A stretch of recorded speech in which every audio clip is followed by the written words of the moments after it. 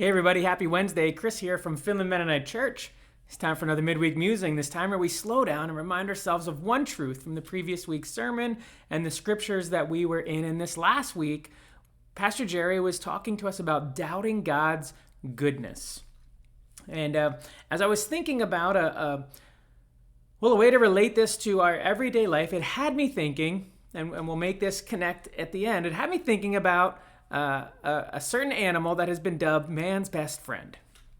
And maybe you already know what that is, right? It's a dog. It's dubbed man's best friend. Why? Because, well, a dog is seen as this loyal companion that will follow us into anything, will stay with us regardless of what's going on, will remain with us, right? This idea of a dog being man's best friend is largely due to the loyalty that a dog will show the family that takes care of it, that owns it, right? And maybe one of the best pictures of this is seen in this classic Old Yeller. Maybe you've watched the movie, perhaps you've read the book, perhaps you've done both. But Old Yeller is like the epitome of a dog, right? This dog is loyal, it's fierce, it's protective, it stands by, and one of the culminating scenes of the whole movie is a wolf is attacking, and Old Yeller hears about it. And like a true companion, like a true protector, Old Yeller dashes into the scene and fights off the wolf. Now, spoiler alert here, if you've never seen it, you might want to stop watching at this point.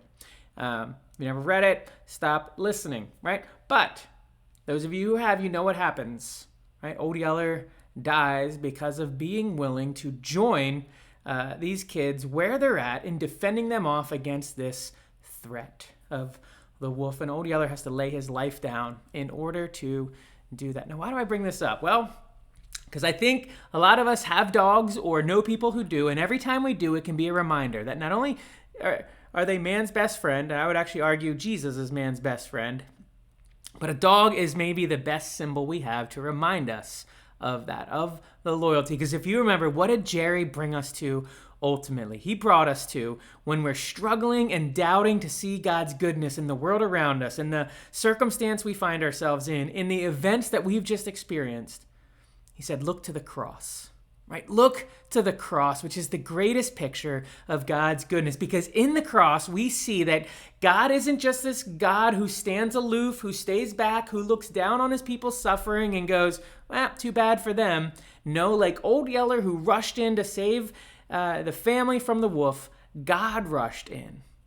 He joined us. He joined our suffering. He joined our pain. He experienced humanity. And then he went to the cross on our behalf because he loves us, because he wanted to restore the relationship with us. So when we experience bad things, it's not an indication that God doesn't care, that God doesn't love. It's an indication actually of how much he does love us, because in spite of all those things, he came and joined us in the flesh and went to the cross on our behalf. So anytime you're struggling, doubting, wondering, is God really good? Just look to the cross, and you'll be reminded of the amazing goodness of God. And you can start kind of letting your doubts evaporate there and see what Jesus wants to do to build you back up in faith as you come to the cross yourself. So finish this week out strong. If you're struggling in that place of doubt about God's goodness, I encourage you, just spend time meditating on, contemplating on the cross, thinking about all the things that means about who God is and how much he values you, how much he loves you, and let that truth well up inside of you to take you to the faith that God wants to build in you. Thanks for joining, and hope you have a blessed week.